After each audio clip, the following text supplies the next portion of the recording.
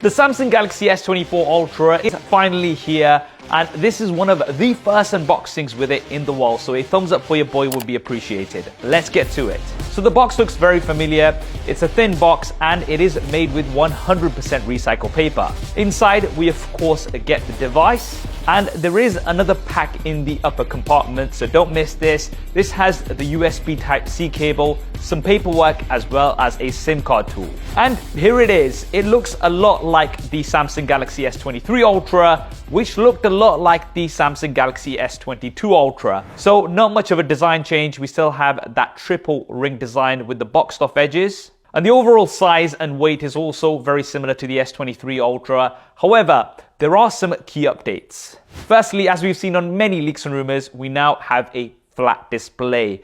The Samsung Galaxy S Ultra devices have traditionally had curved displays, but these have been getting flatter and flatter each year. And this year, Samsung has gone all out flat. Now, whether you like curved or flat displays comes down to your personal preference.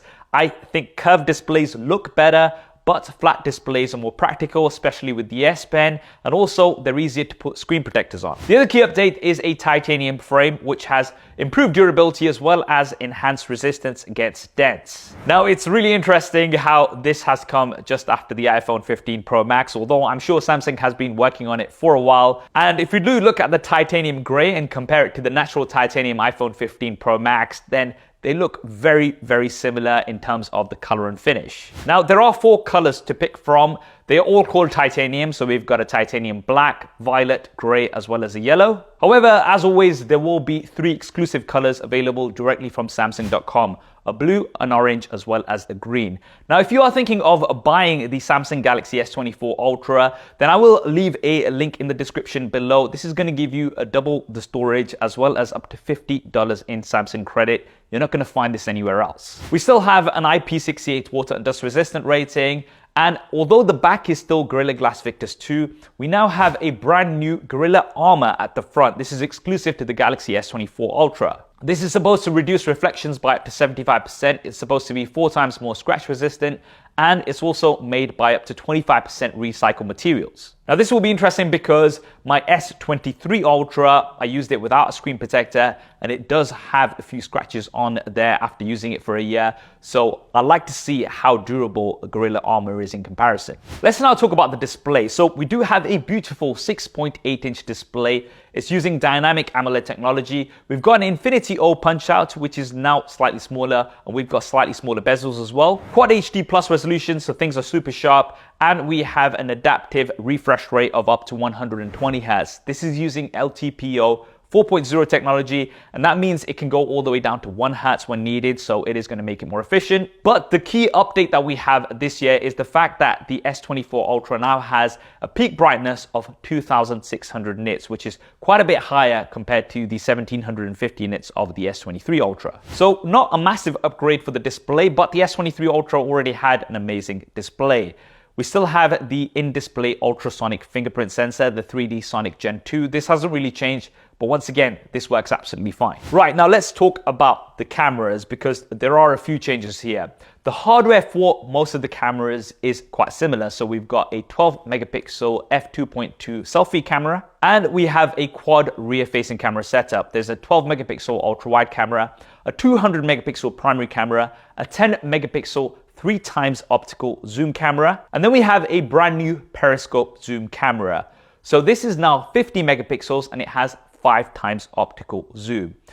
There's been a lot of debate about why have Samsung gone down to 5 times optical zoom, but you have to remember that this is now a 50 megapixel camera. So the previous generation, the S23 Ultra, had a 10 megapixel periscope zoom camera.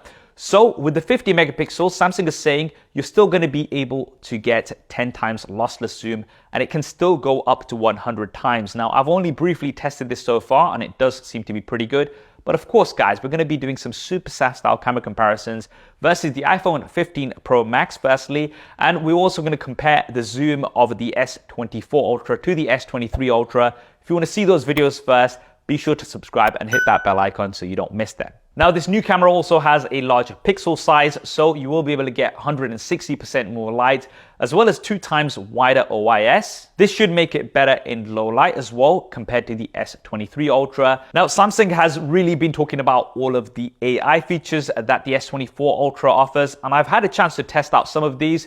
We have AI photo editing, so when you do take an image, you can just go onto it and it's going to make some suggestions of edits, such as removing reflections or using some more advanced generative edit features, such as selecting a subject, making it smaller or bigger, rotating an image and filling in the blanks using generative AI.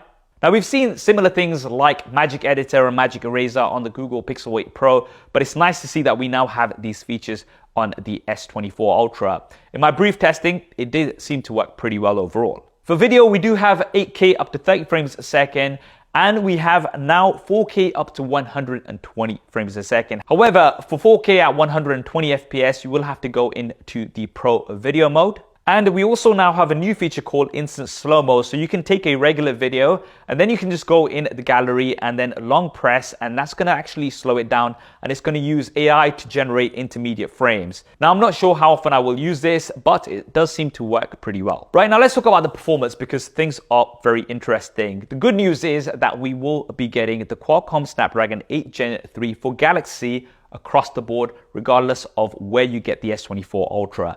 Now, if you get the S24, the S24 Plus, they will be powered by the Exynos 2400, but the S24 Ultra 8 Gen 3 across the board. And this is for Galaxy, so this does have a high clock speed. We've got 12 gigabytes of RAM as a base, 256, 512, or 1 terabytes of storage. We've got a 1.9 times larger vapor chamber with enhanced heat dissipation. So performance-wise, this is top of the line, and it's actually going to be slightly better compared to some of the competition because of that higher clock speed. Now, one of the reasons why we've got this hardware is because of all of the new software features. So we do have Android 14 with One UI 6.1 out the box.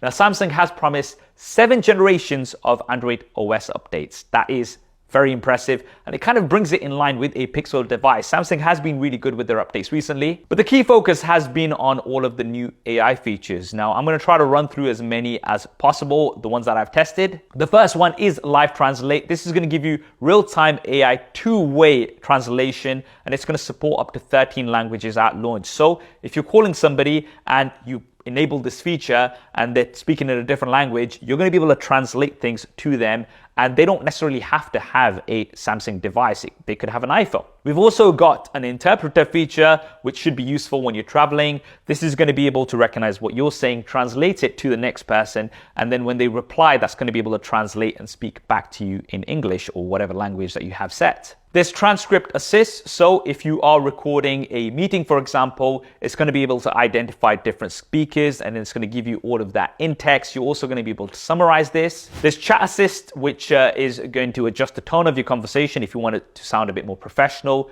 it's going to do that. If you want it to sound a bit more friendly, then it's going to add emojis and things like that. We've got browsing assist, so if you are on a web page, you can get bullet points of some of the key facts. A lot of these features we have seen on the Google Pixel devices once again, but it's nice that we've got them here on the S24 series.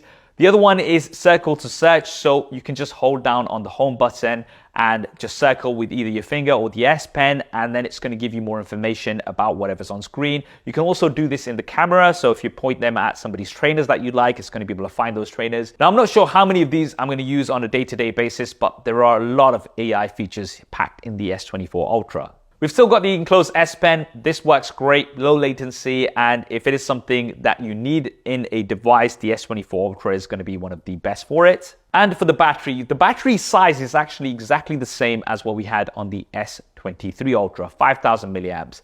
Now, in terms of battery life, obviously I'm going to have to do some more testing, but considering we do have the new chipset, the 8 Gen 3, we might get better efficiency. In my experience of using the S23 Ultra for a year, I would say that it has very good battery life, and it still has lasted me for quite a while. Charging hasn't changed. We don't get a charger included out of the box, but it can support up to 45 watts of wired charging. It's going to give you around 50% in 20 minutes.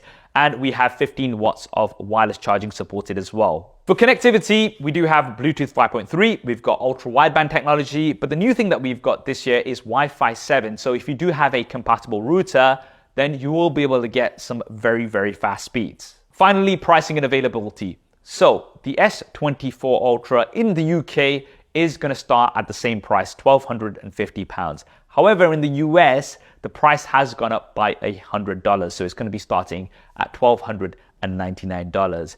Once again, you can get double the storage as well as $50 in Samsung credit using my affiliate link down in the description below. I'm not sure how long it's going to last, so if you are thinking of getting it, do act soon. You can pre-order today and the device will be coming towards the end of Jan. So that is the Samsung Galaxy S24 Ultra. Incremental updates overall, but there are some key new updates which I'm really looking forward to testing out. If you want to see my coverage as well as my super SAF style comparisons, then do subscribe and hit that bell icon.